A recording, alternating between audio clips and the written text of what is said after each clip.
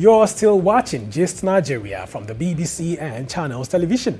I'm Wale Fakile. Coming up, the Guidance Council offering free services to public schools in Akwa Ibom. But before then, Uganda is battling vandalism of key infrastructure like roads and bridges caused by the rise in the illegal scrap metal trade. It's costing the economy millions of dollars and putting lives at risk. So, what's the extent of the problem? And what does this mean for the illegal scrap metal business? Our next story gives us more insight. At this scrap metal yard in the outskirts of the capital Kampala, Safari Benon is busy sorting and weighing different types of scrap for sale. He has done this for the last 5 years. After selling to factories, the scrap is melted and transformed into roofing sheets, fencing wires, among other items. Safari admits that the informal nature of the business has attracted vandals. We see people who come from construction sites. They are usually dressed dirty, clearly from work, and the scrap they are bringing is also dirty, and that is old metal bars from the site. And you clearly agree that's scrap. But if they bring something that is new, we do not buy it. We only buy old stuff.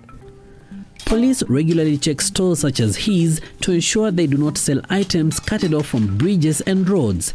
But this has done little to stop the thieves. At the newly built Entebbe-Kampala Expressway, vandals are already stripping away the gains.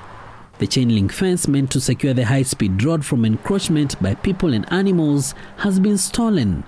This comes as the country collects toll fees from motorists to help pay back the $400 million loan from the Exim Bank of China borrowed for the road's construction.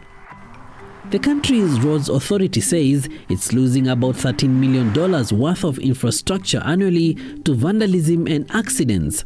Officials are now considering using alternative materials. It's a problem, but there is a worse problem. The cost of people dying.